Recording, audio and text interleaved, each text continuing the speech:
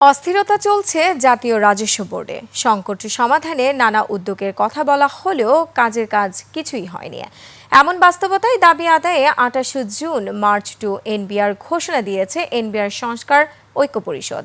তারা জানিয়েছেন সংকট নিরসনে অর্থ মন্ত্রণালয় তাদের আলোচনায় ডাকেনি। সাদাত হাবিবি সেতুর রিপোর্ট। I am Ox. জাতীয় রাজস্ব বোর্ড এনবিআরকে অধ্যাদেশের মাধ্যমে দুটি পৃথক বিভাগ করার ইস্যুতে মাস দুয়েক আগের অসন্তোষ এখন রীতিমতো আন্দোলনের রূপ নিয়েছে। প্রায় অচল দেশের রাজস্ব বিভাগ।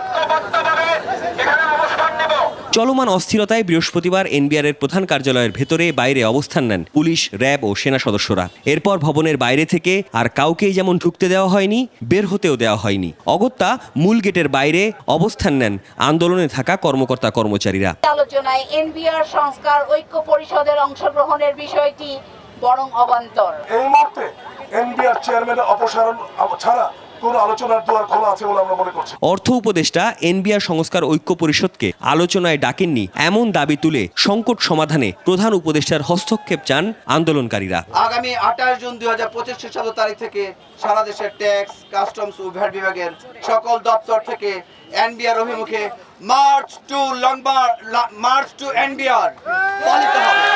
এনবিআর চেয়ারম্যান আব্দুর রহমান খান সকালে ইকোনমিক রিপোর্টার্স ফোরামের এক আয়োজনে অংশ নেন। অনুষ্ঠানের বিষয় ভিন্ন হলেও সাংবাদিকদের প্রশ্নের জবাবে উঠে আসে এনবিআরের চলমান অস্থিরতার ইস্যু। আমি আসলে আজকে খুবই ঝামেলার মধ্যে আছি। আপনারা জানেন যে আমাদের জুলাই মাসের মধ্যে একটা অ্যামেন্ডমেন্ট করার ঘোষণাও আমাদের মাননীয় অর্থ উপদেষ্টা দিয়েছেন এবং আজকে আমরা ৫টায় তাদের সাথে বসার কথা। হয়তোবা এই আলোচনার মাধ্যমে একটা সুরাহা তো আমরা পাবো বলে আমরা আশা করি। সাদাত হাবিবি সেতু, ২১ টেলিভিশন, ঢাকা।